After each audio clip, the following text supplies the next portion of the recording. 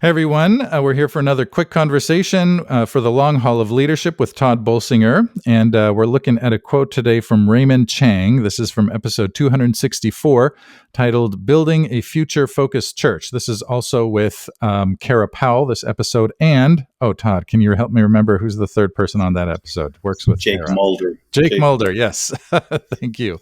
But Raymond, it was a conversation with all three of them, and Raymond said this. He said, "We recommend that people consider additional and smaller experiments from the edges that are likely to move the congregation in the direction that it needs to go without being too disruptive." Let me read it one more time.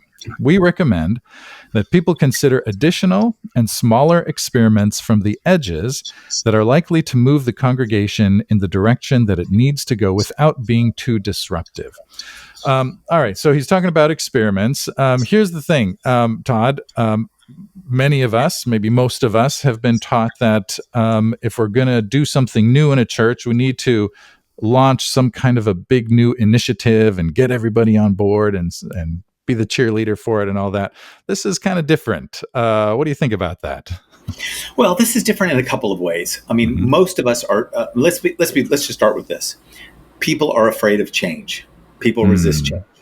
So the question then is, how do we prepare people to be able to go through necessary change? What Ray's pointing to, and what I know my colleagues, Ray and Jake and Kara, talk about in Future Focused Church, is that when you have a direction to go, it's way easier to do small experiments so that people can experience the change in a less threatening way than it is to launch a big initiative that gets everybody really concerned. Because when people get concerned, then we tend to shut it all down. So we end up with a big experiment or nothing. Small experiments actually help you move in a direction toward change, sit more safely. But I want to actually offer one other thing. I think the point of a small experiment isn't just to do a small thing to move in a direction you want to go. The point of a really good small experiment is it helps you learn which direction to go. Like, so we always say, and this is one of the key parts of adaptive leadership, is you learn your way forward. It's not just doing a modest experiment, like helping people, slowly boil the water so the frog doesn't jump out. It's actually doing a small experiment so we can learn and say, okay, based upon what we've learned, what's the next experiment? And what's the next experiment? What's the next experiment? And that learning forward over time tends to help people move better because they're part of that process of learning. Right. Because the temptation is to think, well, I know where we need to go. I know where to go. Yeah. I'm the expert. When in reality. Exactly. And that's one of the parts you run into, is that many times you start a small thing and people look at you and go, well, this is just all you're doing is preparing us for a really big thing you want to do. Right. Well, and so you want to be honest. You want to say, look, the truth of the matter is we're not exactly sure where we're going. We have a hunch. So I love his phrase, from the margins. So all of a sudden, so if you're saying, hey, we'd like to reach some neighbors, they speak a different language than us. We're not going to launch an entire worship service. What if we just started with some small thing to get to know our neighbors?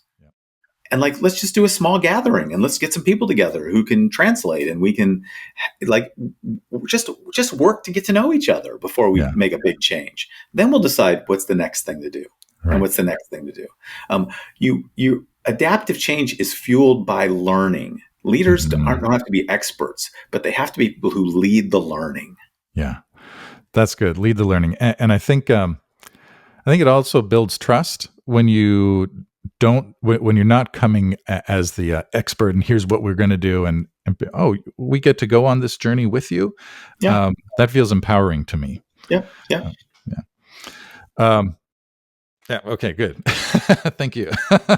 So anyway, I appreciate the value of doing experiments, bringing people along with us, and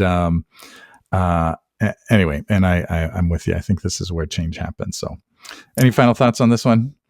Well, I do think that for most of us, we haven't been taught how to experiment very well. We often call things experiment as like a branding exercise. It's just an experiment. We can always go back, when the truth is what we really are thinking is we're doing a small thing to do a big thing. Yeah. How about becoming genuine experimenters? Yeah. Like, Yeah. look, we teach people in our process to get clear on the questions that you actually wonder about. Like, I wonder what our neighbors need from a church. Yeah. Before we just assume, let's reach our neighbors, let's find out, I wonder what they need from a church, or I wonder what they would want from us, or I wonder what their genuine pain is. Yeah. Yeah. I wonder what we could do to help our neighborhood be better. Yeah. We have our ideas, but what if we go ask them? Yeah. Like, learning puts you in a better process, and experimenting is really about learning. Yeah. Yeah. That's great. That's great. Here's the quote one more time from Raymond Chang. He said, "We recommend that people consider additional and smaller experiments from the edges that are likely to move the congregation in the direction that it needs to go without being too disruptive."